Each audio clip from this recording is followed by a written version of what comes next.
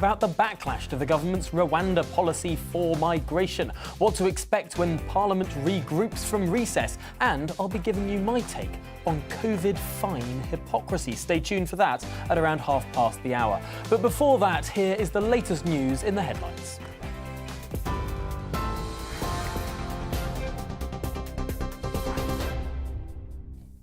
Good afternoon, it's 3 o'clock. I'm Rosie Wright here in GB News. Now, the family of a former British Army soldier who was captured by Russian forces says he should be treated as a prisoner of war in accordance with international rules. Sean Pinner and another captured British national appeared on Russian state TV asking Boris Johnson to exchange them for pro-Russian politician Viktor Medvedchuk. It's not clear how freely the pair could speak. Jason Filijak, who served with both soldiers, told GB News the pair wanted to fight in eastern Ukraine to defend democracy.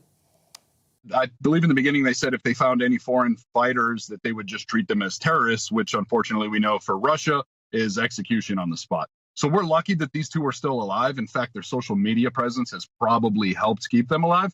But as we see now, they are being used as a Russian mouthpiece for their propaganda.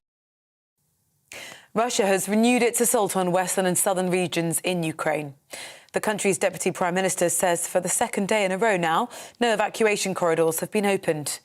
Lviv's mayor says at least 7 people have been killed after 5 missile strikes hit the city overnight. What we see in Ukraine today is a genocide that the aggressor is carrying out on purpose, killing civilians. 7 civilians had plans for life. Today, their lives have ended. This means that all cities and villages are in the same situation because the aggressor is committing acts of genocide. He is targeting civilians. He is killing civilians. In the UK, a man has been arrested on suspicion of attempted murder following an incident in Westminster. A 29-year-old allegedly confronted 2 Ministry of Defence police officers with a knife in Horse Guards Parade. No injuries were reported and the incident is not being treated as terror-related. The Home Secretary has challenged critics of her plan to send migrants to Rwanda to come up with a better idea. Writing a joint article in The Times with the Rwandan Foreign Minister, Priti Patel reiterated that her controversial plans were bold and innovative. It's after the leader of the Church of England, Justin Welby, said the proposals were ungodly and raised serious ethical questions. Well, the Minister for Business, Energy and Climate Change, Greg Hands, told GB News the government's confident the scheme will work. We're confident that through the different migration laws and immigration laws and police and borders bills that we have and acts that we have over recent years, that this scheme is legal. As I say, it's also a sovereign agreement between 2 sovereign countries, the UK and Rwanda. The final coronavirus restrictions in Scotland have been lifted. There is no longer then a legal requirement to wear a face mask on public transport or in public spaces. The rules move to guidance instead. Lateral flow tests will no longer be freely available, but will continue for health and social care workers and for those visiting vulnerable people in care homes or hospitals. Well, Scotland's First Minister has been reported to the police after footage posted on social media appeared to show her not wearing a mask indoors at a barber's on Saturday. Nicola Sturgeon posted a video herself on Twitter of the visit in question. In it, she is wearing a mask as she shaves a man's beard during the council election campaign trail event. Well, an SNP spokesperson said the First Minister was invited into the barber's during an outdoor visit on the street. Within a few seconds, she realised she hadn't put her mask back on and immediately put it on. There's more travel chaos expected on the roads and rail today, with millions of us returning from Easter getaways. The RAC is predicting almost 4 million drivers will make journeys, causing delays on many major routes. There are long queues for Eurostar customers at Gare du Nord in Paris after a border control IT failure. Some passengers weren't able to board for over an hour. Team UK has won gold in the shot put at the Invictus Games. Claiming the medal, Lisa Johnston, who became an amputee in 2016, said she wanted to show her children that anything is possible. The Duke and Duchess of Sussex congratulated and embraced her on the track. You're up to date on GB News. I'll bring you more as it happens. Now let's head back to Tom for this afternoon's briefing.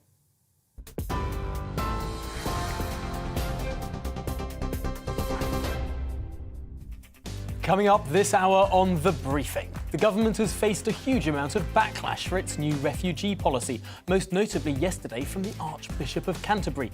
We'll get reaction from Conservative MP Tom Hunt. And the ever-COVID cautious First Minister of Scotland, Nicola Sturgeon, has been referred to the police after being videoed breaking COVID regulations over the weekend. We'll get reaction from a member of the Scottish Parliament.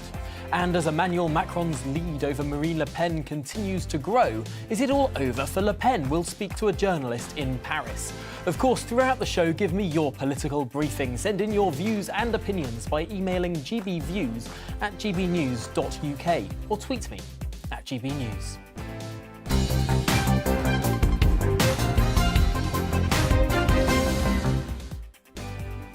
Now, Priti Patel has challenged those who've spoken out against her plan to send those who illegally cross the channel to Rwanda to come up with a better idea to tackle that growing number of small boat crossings. In an article in The Times, the Home Secretary reiterated that the controversial plans were bold and innovative after opposition politicians and human rights campaigners slammed the move. Well, yesterday, the Archbishop of Canterbury gave a stinging intervention, criticising the policy, saying that it was the job of a Christian country to not subcontract our responsibilities.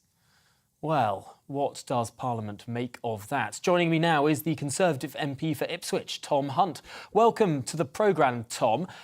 This was an announcement that has clearly made waves, although potentially not in the way that the government was hoping or expecting. There's been at least one opinion poll that shows that a plurality of Brits oppose the idea of this offshore processing in Rwanda. How do you think it will go down in Parliament when you return tomorrow? I don't agree with that. I think I saw one poll which had a very one poll, and then I saw another poll. I think it was by Survation, where it was clear public support for it. The poll that I've seen had clear public backing for what's been proposed. I think that the Archbishop of Canterbury, he will comment. He'll decide to comment from time to time. I think it was disappointing that he decided to make the comments that he did on Easter Sunday. I think it's a deeply complex matter. I think he showed not a great understanding of the issue at hand. But I don't think it will have what he said will have any effect on the wider public and how they think about it. Most Conservative MPs are behind what was announced last week, apart from a very small minority of Conservative MPs who've always been part of the awkward squad.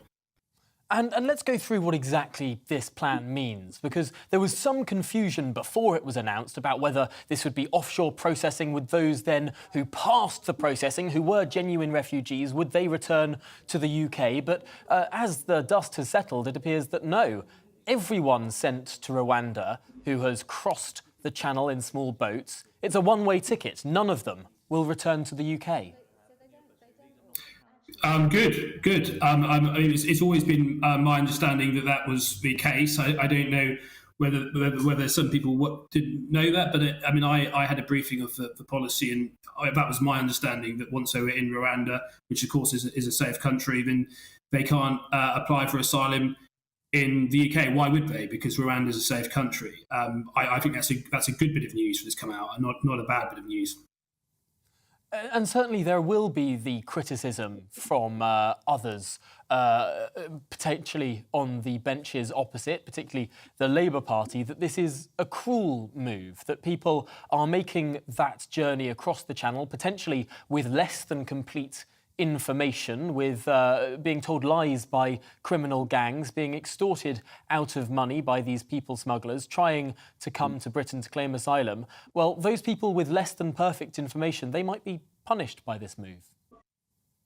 Well, I think the key thing is they are safe in France, and they're also safe in the numerous other European countries they've presumably come through to get to France. So, if they've got concerns about Rwanda, then I would, which they shouldn't do because it's a safe country, I would encourage them to claim asylum in France or one of those other safe European countries. The key thing there is that we make this route unviable. It's an incredibly dangerous route across the English Channel, an incredibly busy shipping lane. A number of individuals have already lost their life, and we have to make it unviable. And we can do that by making a deterrent. And the deterrent must be sending out a message. There's no point trying to get into our country illegally because you'll never be able to stay here. So what they did in Australia was a message which was understood, and it's a message that worked. Australia now doesn't have a problem with illegal immigration in the way that it did before it introduced offshore processing. It's interesting listening to how the Home Secretary has been pitching this policy, saying that those who are criticising it, well, at least it's one way to deal with the problem that I think everyone across the political spectrum acknowledges is a problem. The number of crossings across the Channel has been growing year on year. The Prime Minister last week admitted that the number next year is expected to be higher than it was last year. I suppose the question is, how quickly can this be implemented? It's expected to be challenged in the courts. Will it have a meaningful impact on numbers? Will it be able to save lives in short order? I think the aim is to try and get the first planes going to Rwanda in about 4 weeks, 5 weeks or 6 weeks. I think that is the aim. I know you touched upon the fact that opponents of the scheme, they do not have any alternative plans at all. Anything they suggest has got huge shortcomings. They say there needs to be more safe and legal routes. Well, what happens to those who apply and are unsuccessful? More than likely, they'll still try and come across illegally via the same route, so it won't deal with this problem. And for those who say, oh, we'll just get the French to take them back, the French aren't taking them back. This is the only way I can see of us dealing with a problem. So frankly, either they, their plans are false and don't work and they haven't thought about it, or they support open door immigration policy. And they're anti any kind of immigration control, which is a view, not a view I support. But if they believe in that, they should just be honest to make the case for that. But yeah, I hope that within the next 4 or 6 weeks, we're going to see some action. The government seem to be confident that they've got the legal basis to do everything they want to do.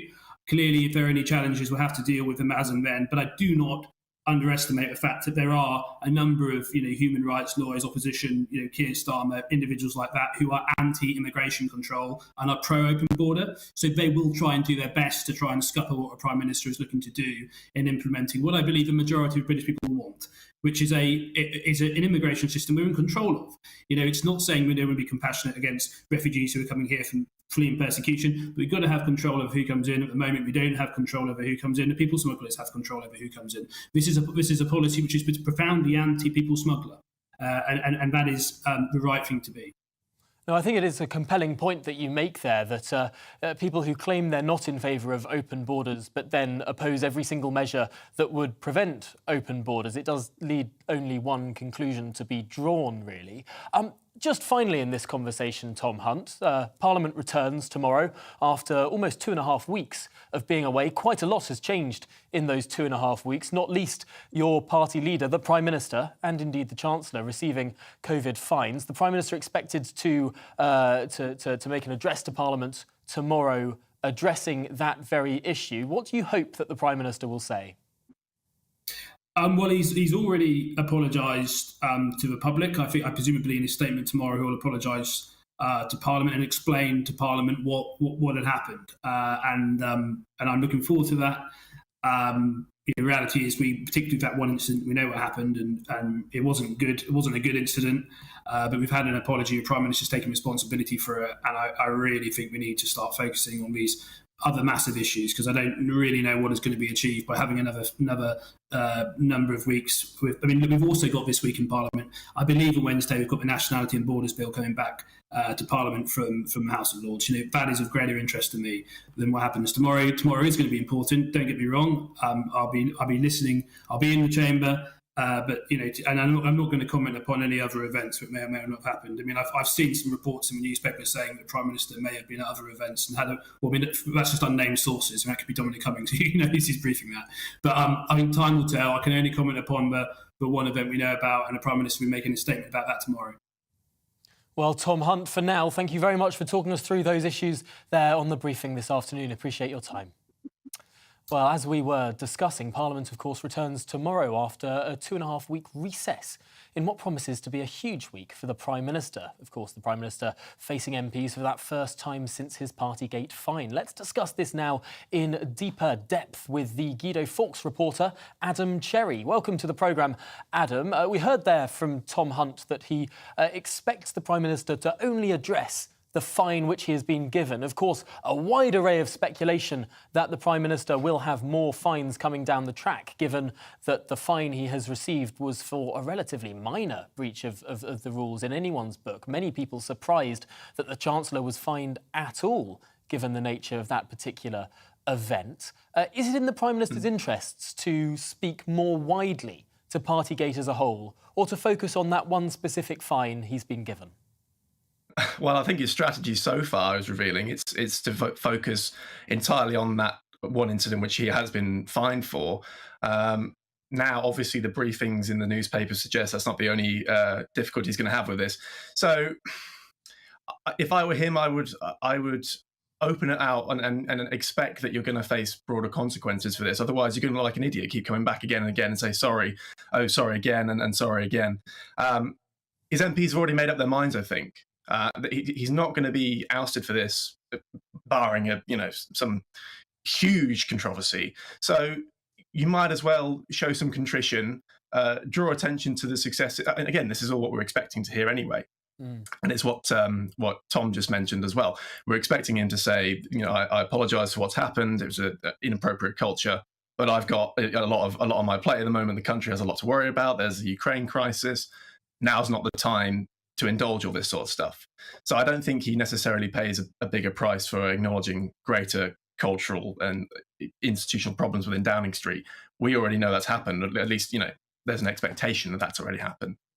Of course, the Prime Minister and the Conservative Party took such a big dent in the polls for this in January and February. We haven't yet reached that level of ire. That sort of high watermark has not been returned to. Is there, to some extent, an expectation that this is all priced in the minds of the electorate? Whether or not the Prime Minister, however many fines he actually receives, people pretty much made their minds up a couple of months ago whether he broke the rules or not. Well, we'll see. The biggest indicator of that will obviously be the local elections in about 3 weeks' time. Polling on that suggests that the Conservatives are going to take a bit of a beating. Again, polls go up and down, but they might outperform those measly expectations. We'll see.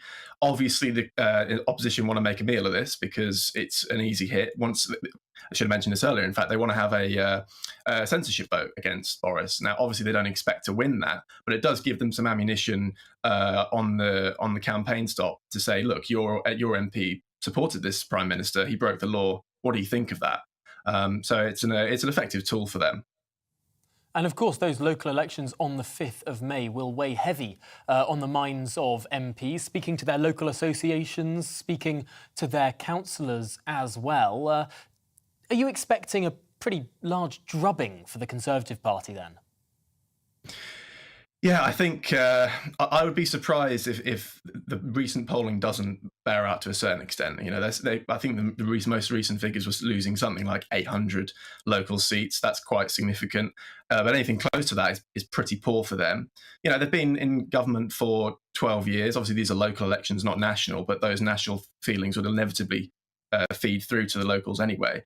So, Starmer's rebuilt the party, the Labour Party. They're having a pretty rough time. There's a cost of living crisis. There's a lot of negativity around the party at the moment, and it wouldn't surprise me if they suffer as a result of it. Yeah, it's interesting. Suddenly we seem to be talking about the Conservative Party as if it's been in power for 12 years, which in one form or another, I suppose it has. Up until this year, most people were saying this felt like a fresh government. It felt like a new government. It felt like there hadn't been one continuous party in power since 2010, but in many ways, 3 different parties led by 3 different prime ministers since that point, or arguably 4 if we count the coalition as a separate entity in and of itself. And yet now, with the global context, with inflation relatively high in this country, of course higher in America and in the Eurozone, but lower in certain countries like France, which has had a more sensible energy policy for the last few decades. I wonder, this is all catching up with the Conservative Party. Looking ahead not just to the local elections, but potentially to the next general election, are we looking at Prime Minister Keir Starmer? Yeah, we might be. I mean, it's probably about 2 years away. They need to wait for the boundary changes, and there's still a crisis in Ukraine, so I wouldn't expect an election in the next 12 months. Let's say 2 years. By that point, you're looking at 14 years in government. As you say, yeah, the government has evolved. It feels like 3 different administrations, but it's still the same, blue team at the top. So it wouldn't be a shock in the way that maybe it might have seen even 6 or 12 months ago. Starmer's had a decent run of it in the last 6 months. It hasn't helped, it hasn't hurt that a lot of unforced errors from the government have given him some easy wins. It'll be interesting to see how he handles PMQs on Wednesday. Obviously, this is the first time he's been face to face with Boris since all these latest developments in Partygate. So there should be open goals there. And if he can capitalise on that, then he can build some more momentum. But again, as I say, 2 years is a long time in politics. So I want to give a boring answer and hedge my bets a bit. But I don't think it's completely unreasonable at this point. Yeah, if the last 2 weeks of anything to be gone by, then the next 2 years will be absolutely fascinating. We'll keep a close eye on PMQs on Wednesday. But for now, Adam Cherry from the Guido Fawkes website, thanks so much for joining us here on The Briefing this afternoon. Now, coming up after the break, we'll be crossing to Tel Aviv, where Israel's fractious governing coalition faced a new split on Sunday. We'll find out all about that. But before that, let's take a look at the weather. Let's look at this evening's weather. The UK is looking mostly fine in the southeast, rather showery in the north and the west. Let's look at the details. The southwest of England, there's going to be a few showers. Most of these, though, should leave space for some bright and sunny spells that will develop, giving a fine end to the day. The southeast is going to hold on to some of the best of the weather. It's going to be dry and bright and still feeling pleasantly warm in light winds. A real mix of bright spells and scattered showers. Let's have a look at Wales, and similar story there. Southern parts of the country, we can expect to see the brightest weather. Isolated showers can't be ruled out, though, as we head into the Midlands, especially in the west. Most places should get away with the fine end to the day, though. It's looking nice in the northeast. There's going to be a fair amount of sunshine on the cards, heralding a dry and pleasant end to the bank holiday weekend across the region. Highs there about 14 degrees today. Now, across Scotland, there's a bit of an east to west split that's looking likely. It's going to be breezy and showery in the west, especially across the northwest, while sunny spells will dominate further east. It's going to be a mixed end to the day across Northern Ireland. There'll be some bright weather at times, although showers will continue to develop, the odd one possibly quite heavy. So across the evening, a few showers will continue overnight, especially in the northwest. The clearest spells are likely across Northern Ireland and the southeast of Scotland.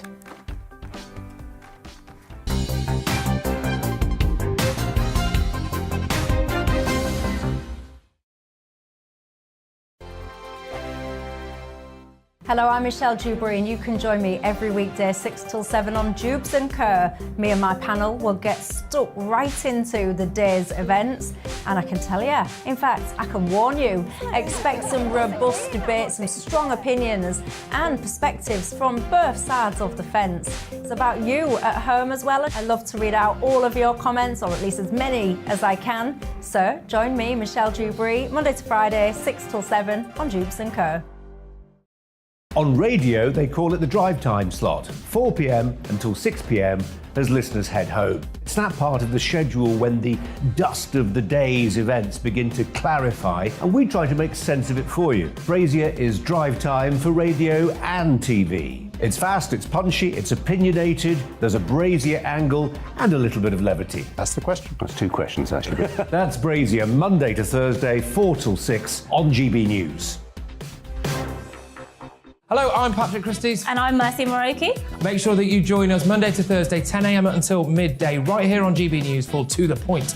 We're not afraid to talk about the topics that matter to you or the big topics that always matter. We cover absolutely everything, from the breaking political stories of the day to law and order, what's going on in the channel. We're not afraid to hold people to account. We always make sure we include your views on our show. Indeed, if you're thinking it, you can guarantee that we're saying it. So make sure you join the conversation with us, 10 a.m. until midday, Monday to Thursday for To The Point on GB News.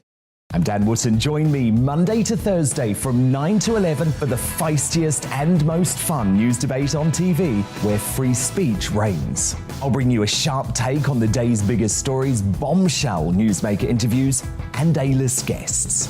And I guarantee you, no spin, no bias, no censorship, and no reason to go to bed. That's Dan Wootton Tonight, Monday to Thursdays from 9 on GB News.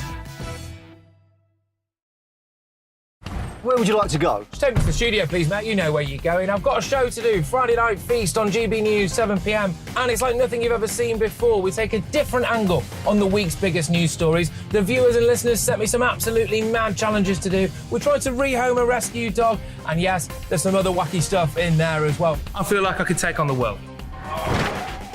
Well, that's that. Friday Night Feast with me, Patrick Christie's, every Friday, 7 till 9 p.m. on GB News. Be there. Every night at 11 on GB News, we bring you the next day's stories the day before. It's basically like time travel.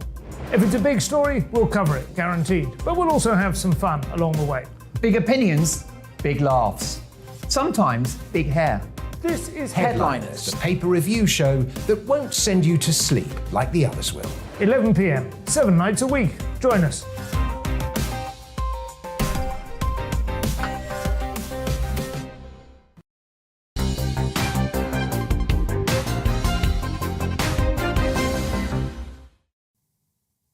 Welcome back. Overseas now, more than 20 Palestinians and Israelis have been wounded in several incidents in and around Jerusalem's Al-Aqsa Mosque compound 2 days after major violence at the Flashpoint site.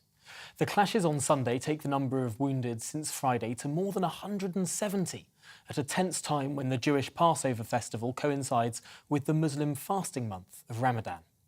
They also follow deadly violence in Israel and the occupied West Bank starting in late March, in which 36 people have been killed. This comes as Israel's fractious governing coalition faced a new split on Sunday when Arab-Israeli party Ra'am suspended its membership due to the violence. Well, joining me now from Tel Aviv is journalist Jotam Confino. Welcome to the programme. Let's just break this down, because it's only recently that Israel received a new government, one that ended Benjamin Netanyahu's very long time as Prime Minister of that country.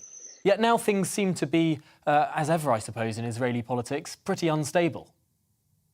Very unstable, and correct. You said that it's been in power less than a year now. Naftali Bennett, the Prime Minister, will likely break the record as the Prime Minister who's been in charge the least time and the shortest time. And this coalition is really unstable right now because it doesn't have a majority. Last week, Naftali Bennett, the Prime Minister's party member and colleague, withdrew from the coalition very abruptly. She didn't say anything to the Prime Minister. It was leaked to the media.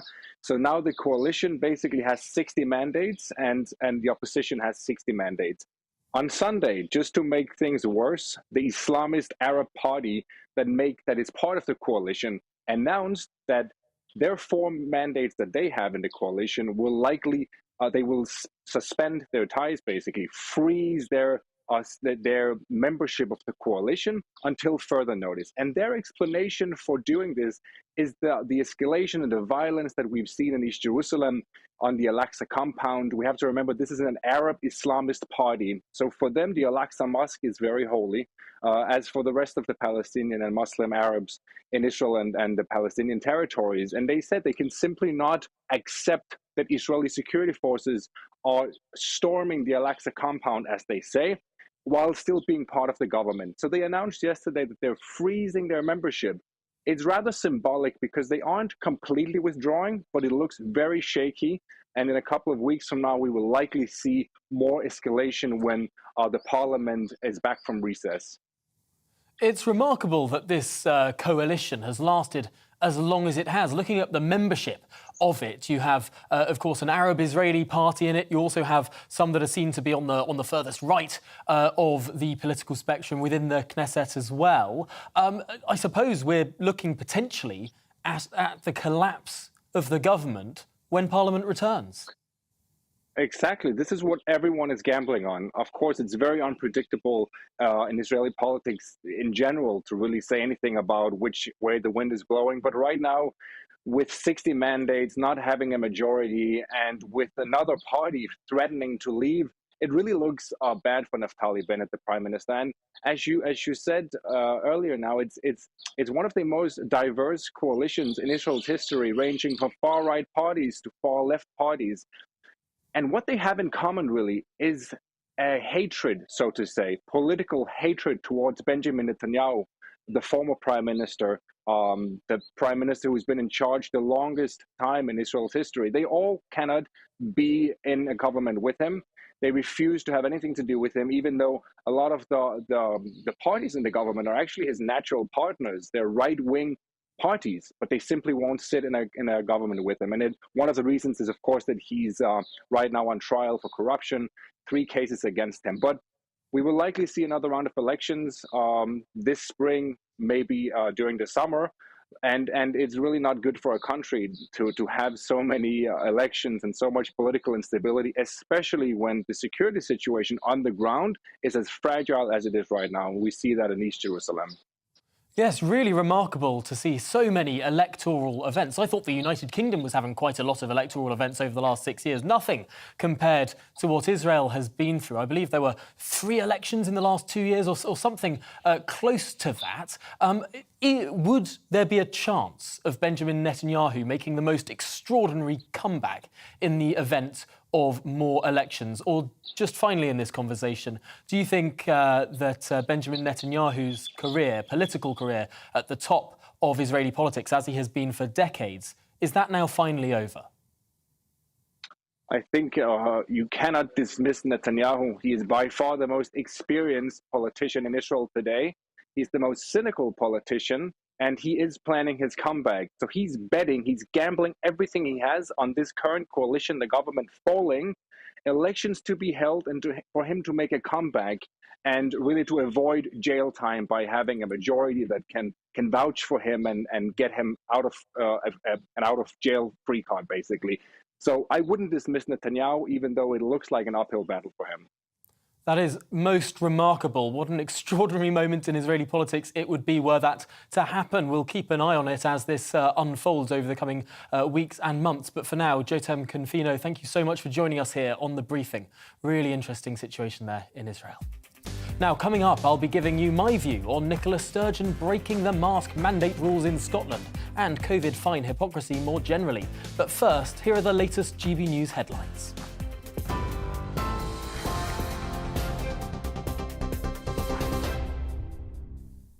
Good afternoon. It is 3:32. I'm Rosie Wright, keeping you up to date on GB News. The family of a former British Army soldier who was captured by Russian forces in Mariupol is urging that he's treated as a prisoner of war in accordance with international rules.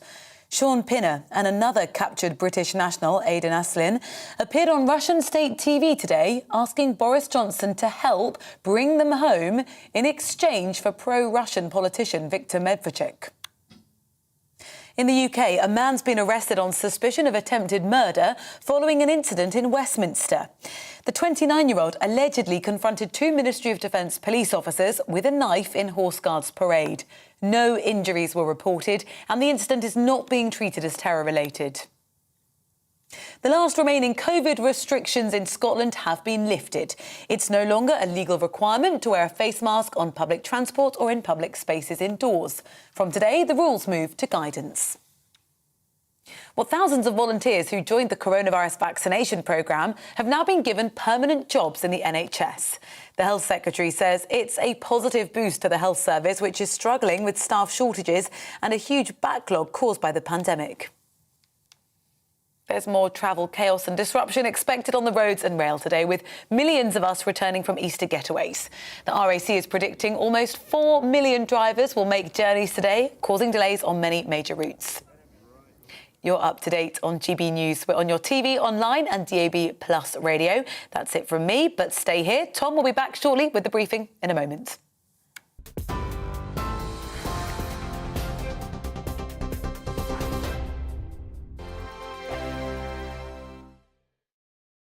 Hello, I'm Michelle Dewberry, and you can join me every weekday 6 till 7 on Jubes and Kerr. Me and my panel will get stuck right into the day's events, and I can tell you, in fact, I can warn you, expect some robust debates, some strong opinions and perspectives from both sides of the fence. It's about you at home as well. I love to read out all of your comments, or at least as many as I can. So join me, Michelle Dewberry, Monday to Friday, 6 till 7 on Jubes and Kerr.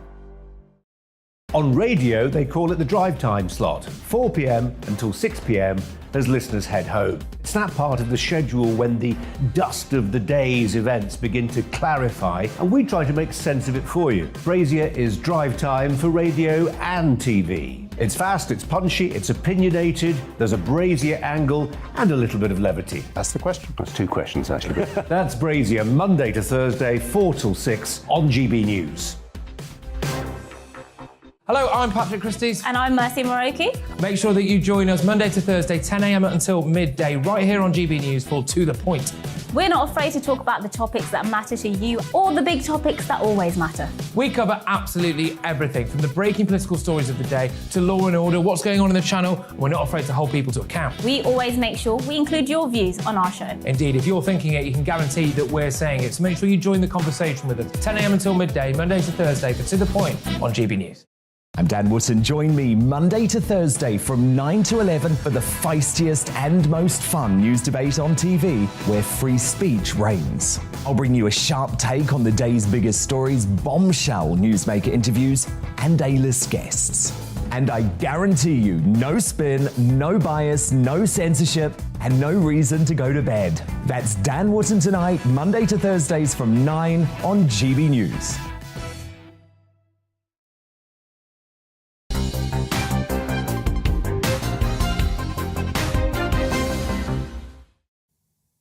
Welcome back to the briefing. Now, on the 19th of June 2020, Boris Johnson attended several gatherings. He was sung happy birthday. He was given a cake. No, not by the advisors in the cabinet room, but first by the pupils and teachers of Bovingdon School in Hertfordshire. To journalists and official photographers, Boris held a cake aloft, one that he'd been given by delighted teachers as he made his visit to the school. Happy birthday was sung to him by a gathering of school children. Fun was had by all, and shortly afterwards, the photographs were released by Number 10 to political journalists.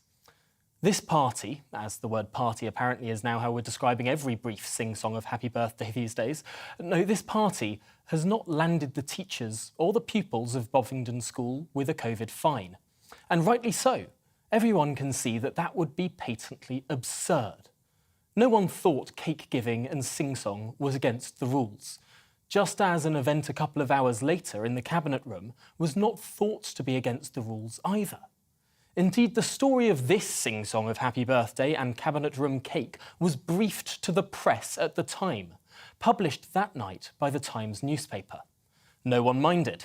Not the Downing Street advisors who briefed it out, not the seasoned political journalists who wrote it up, and not the British public who read the story in their newspapers the next day. Yet 2 years later, through the distorted lens of Partygate, suddenly this once innocuous event has been judged to be rule-breaking, in a way that I know has privately surprised many political journalists themselves, though sadly relatively few would say so in public. Clearly, the Chancellor was shocked at his fine too.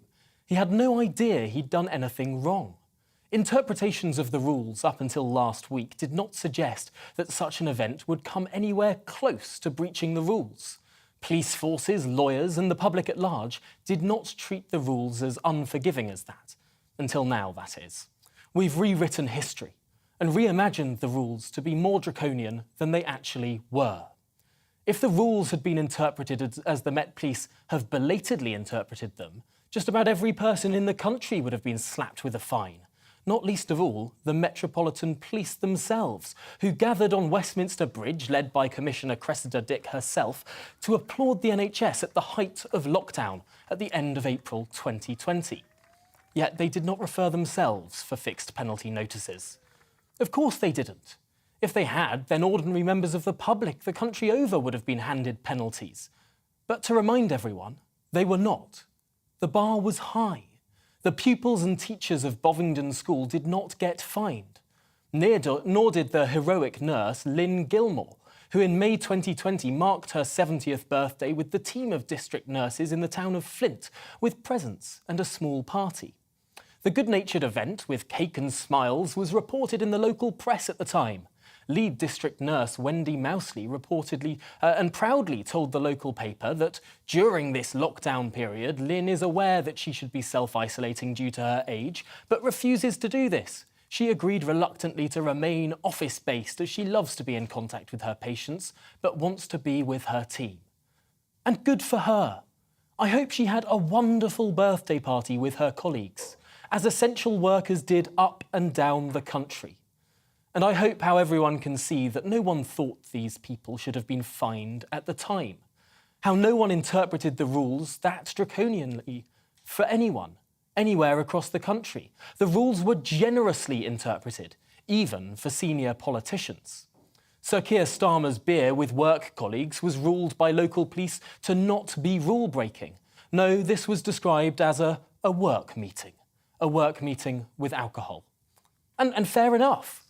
Yet why on earth, then, did Boris receive a fine for having a cake, let alone Rishi Sunak? Where is the consistency? The rules have, in the case of the Prime Minister, been interpreted in their most extreme, draconian form, in a way which they were interpreted for no other individual in the country, not even for other senior politicians. Which now brings us to the case of Nicola Sturgeon. The First Minister of Scotland was pictured breaching her own rules over the weekend, not wearing a mask despite enforcing others to do so. A minor breach of the rules, as minor perhaps as daring to have a birthday cake. Surely, if we're to have any consistency in how rules are now being retrospectively enforced, however, surely the First Minister of Scotland must now be fined too. Or if she isn't, surely the Prime Minister and the Chancellor's absurd cabinet room fines should be refunded too. Else it really is one rule for Boris and another rule for everyone else, just not in the way that we've been told.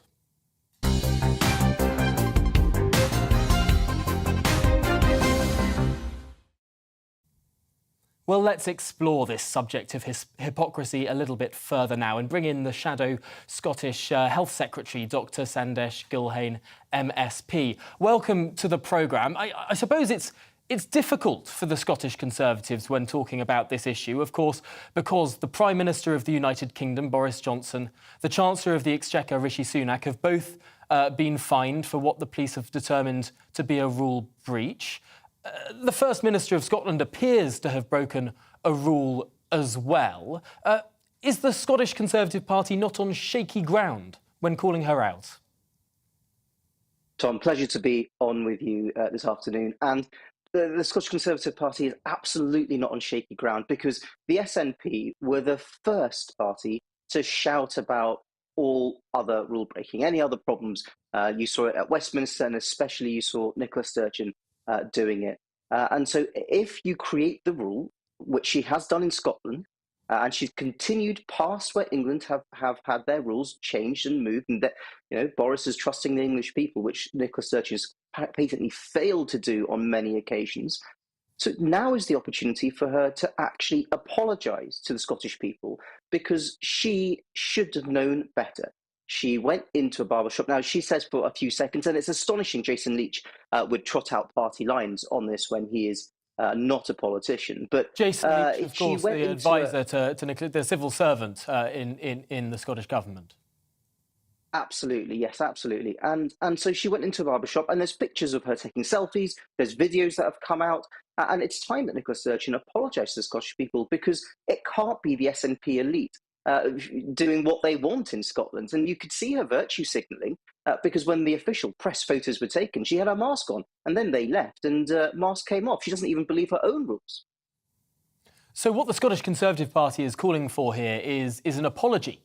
Of course, we know that the police are investigating this event. Do you expect that there might be a fixed penalty notice in the offing? I don't expect the police to put a fixed penalty notice in. In Scotland, we seem to have SNP elite having slightly different rules. But look, what we really need to have is an apology. Nicola Sturgeon needs to stand up and apologise, not put out a ludicrous statement saying it was a few seconds and she noticed that the shop was crowded. When you walk into a shop, you can see it's crowded. It's not an error. She didn't want to put a mask on, and she did when there were official photos to be taken. She's made an error of judgment, and it's time she apologised for it. It's just blatant hypocrisy. And you'll probably not see an apology because Nicola Sturgeon says that she operates on a level far higher than the rest of us, and so won't apologise. It is not the first time that Nicola Sturgeon has been spotted without a mask. Of course, at the funeral, the memorial service for Prince Philip several weeks ago, a week or so ago, Nicola Sturgeon down in London didn't take the opportunity to voluntarily wear a mask, despite asking the people of Scotland, well, not asking, but forcing the people of Scotland to wear masks. There was a little bit of a kick-up about that, but nowhere near the sort of headlines that we're seeing with regard to this issue. Is this a serial offence? Well, Tom, she followed the rules in England, and that's the same rules we should have had here in Scotland, that she didn't trust the Scottish people, failed to trust the Scottish people to do. Now, when I brought this up in Parliament, when I brought this up directly to Nicola in Parliament, her SNP colleagues and her talked about how it was all about protecting those who are most vulnerable, ensuring that they feel confident when they go out. So my question is, why did she not feel when she went to England that she should be doing the same for the English people who were vulnerable? Or is it that she doesn't seem to find that very important? I don't know the answer to that question, but the fact is, if you are going to be so ridiculous in the rules that you make and set, then you should be following them. Now, look, I will be wearing my mask when I go into public transport, and there will be other occasions where I choose to wear my mask. But that's my choice. That is up to me. When I'm at work, I'm a working NHS GP. When I'm at work, I will be wearing my mask because people are sick when they come to see me. And so wearing the mask is very important in some circumstances, but it's about trusting the Scottish people. And let's be honest, our numbers, our rates of infection hasn't reflected the fact that we are continuing to wear masks. Our numbers are higher than England, and it's quite strange that Nicola Sturgeon would continue this process. Yes, it has been remarkable to see this has stretched on in Scotland for so much longer than in England to apparently such little effect. Let's hope that there can be a greater sense of unity between the countries of the United Kingdom as we move forward now. I'm afraid we've run to the end of the conversation here, but for now, Dr. Sandesh Gulhane, MSP, thanks so much for joining us here on The Briefing this afternoon. Now, at least 20 flights between Scotland's 3 biggest airports and London have been cancelled by British Airways and EasyJet. 10 have now been grounded to and from Glasgow, 8 serving Edinburgh and 2 to and from Aberdeen. Well, this is just the latest in some travel chaos, where we saw more BA flights being cancelled several weeks ago. Simon Calder, travel correspondent from The Independent, can bring us more detail. Welcome to the programme, Simon. What exactly is going on with all of these airlines?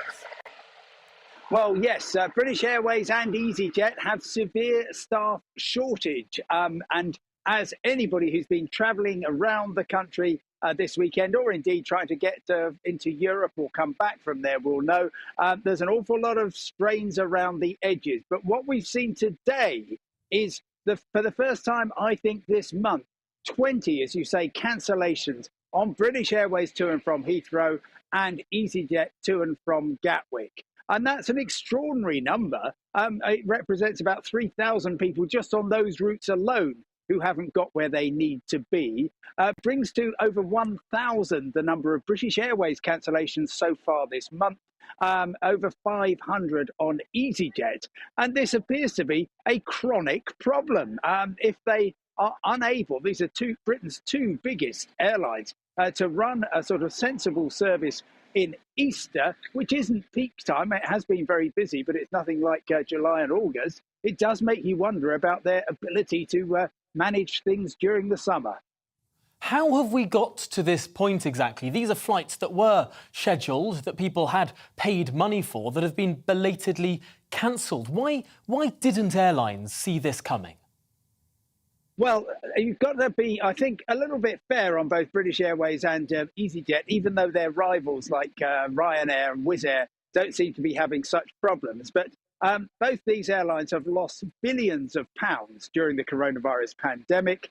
They let really good, experienced staff go. A number of other staff just took one look at the new conditions they were expected to work under and said, no, thanks very much, I won't be doing that. And they've got other jobs. It's as simple as that. Add to that, of course, the problems that we're seeing at the UK border for passport control coming back into the UK, long queues there.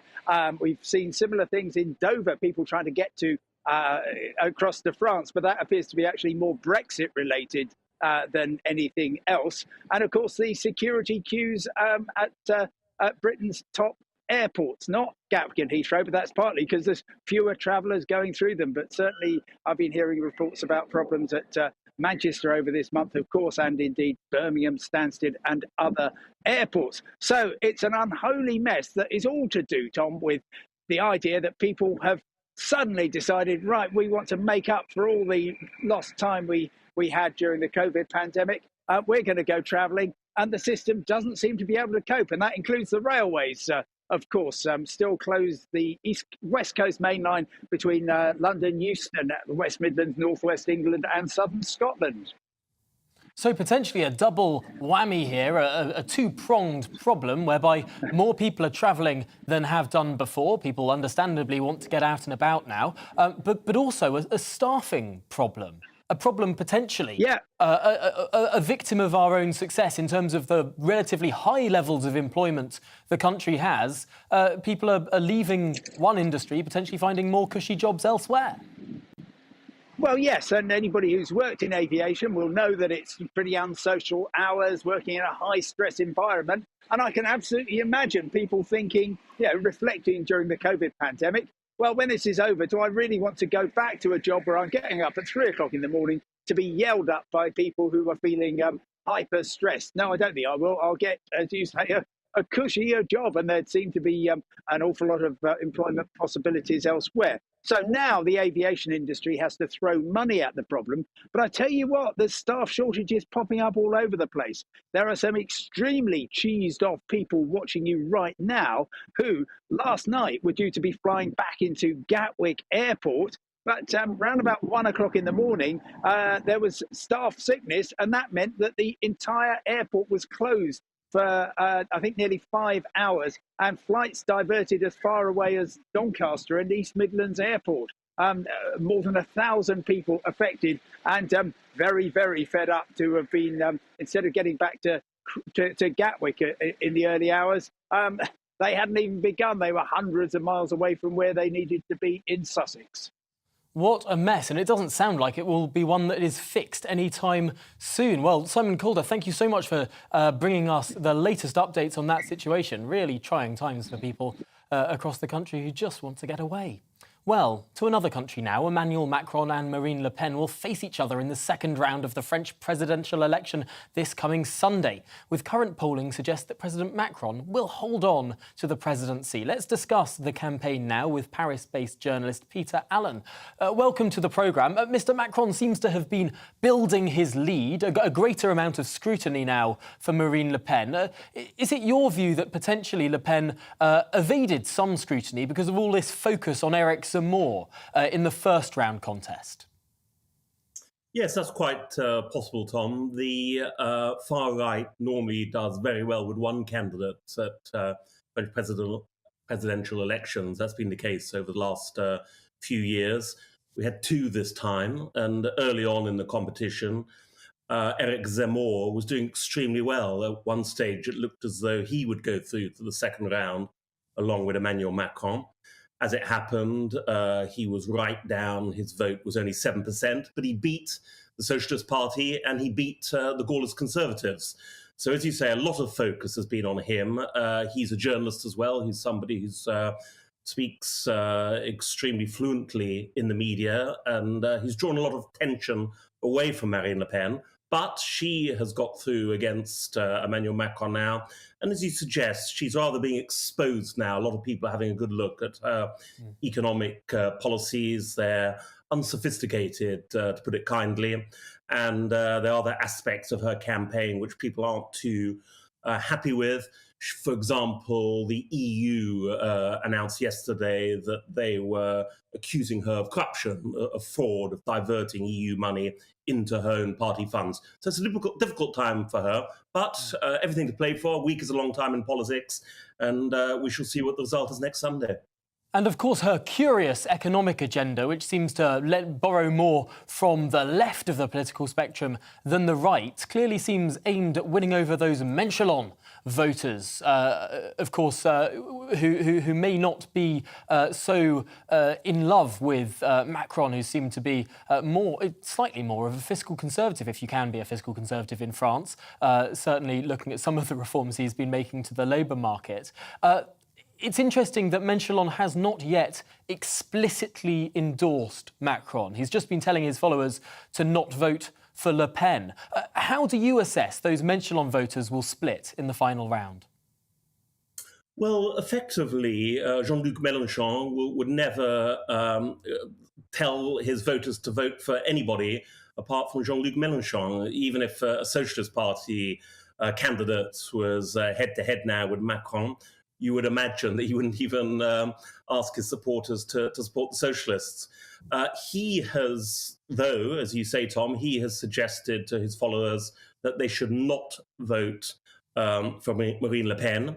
That means they can do one of two things, well, three things, really. They can rip up their ballot papers, they can turn up and again, abstain, effectively, not turn up at all, I beg your pardon, or they can vote for Macron.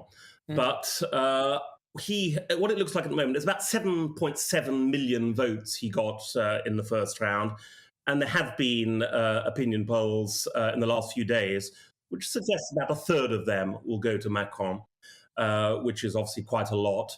So he could and potentially, if that's more than the number that stay at home, or indeed Le Pen can't pick up elsewhere, then potentially Macron is more safe. I suppose it all hangs on that TV debate that we're still waiting for. But for now, Peter Allen, thanks so much for talking us through that fascinating election. We've run to the end of the programme, I'm afraid. You've been watching The Briefing with me, Tom Harwood. I'm back at 9:30 a.m. tomorrow. Up next, it's Nana Akua. But for now, here's the weather. Let's look at this evening's weather. The UK is looking mostly fine in the southeast, rather showery in the north and the west. Let's look at the details. The southwest of England, there's going to be a few showers. Most of these, though, should leave space for some bright and sunny spells that will develop, giving a fine end to the day. The southeast is going to hold on to some of the best of the weather. It's going to be dry and bright and still feeling pleasantly warm in light winds. A real mix of bright spells and scattered showers. Let's have a look at Wales, and similar story there. Southern parts of the country, we can expect to see the brightest weather. Isolated showers can't be ruled out, though, as we head into the Midlands, especially in the west. Most places should get away with the fine end to the day, though.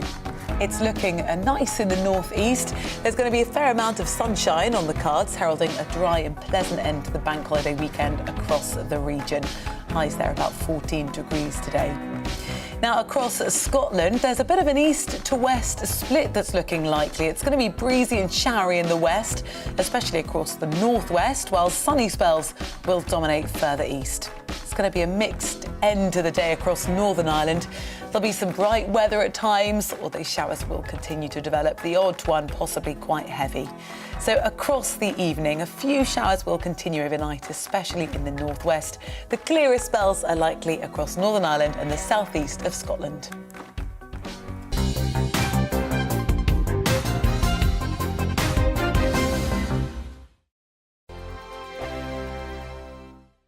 Hello, I'm Michelle Dewberry, and you can join me every weekday 6 till 7 on Jubes and Kerr. Me and my panel will get stuck right into the day's events, and I can tell you, in fact, I can warn you, expect some robust debates, some strong opinions and perspectives from both sides of the fence. It's about you at home as well. I love to read out all of your comments, or at least as many as I can. So join me, Michelle Dewberry, Monday to Friday, 6 till 7 on Jubes and Kerr. On radio, they call it the drive time slot, 4 p.m. until 6 p.m. as listeners head home. It's that part of the schedule when the dust of the day's events begin to clarify, and we try to make sense of it for you. Brazier is drive time for radio and TV. It's fast, it's punchy, it's opinionated, there's a Brazier angle, and a little bit of levity. That's the question. That's two questions, actually. That's Brazier, Monday to Thursday, 4 till 6 on GB News. Hello, I'm Patrick Christie's. And I'm Mercy Moroki. Make sure that you join us Monday to Thursday, 10 a.m. until midday, right here on GB News for To The Point. We're not afraid to talk about the topics that matter to you or the big topics that always matter. We cover absolutely everything, from the breaking political stories of the day to law and order, what's going on in the channel. We're not afraid to hold people to account. We always make sure we include your views on our show. Indeed, if you're thinking it, you can guarantee that we're saying it. So make sure you join the conversation with us, 10 a.m. until midday, Monday to Thursday for To The Point on GB News. I'm Dan Wootton. Join me Monday to Thursday from 9 to 11 for the feistiest and most fun news debate on TV, where free speech reigns. I'll bring you a sharp take on the day's biggest stories, bombshell newsmaker interviews, and A-list guests. And I guarantee you, no spin, no bias, no censorship, and no reason to go to bed. That's Dan Wootton tonight, Monday to Thursdays from 9 on GB News.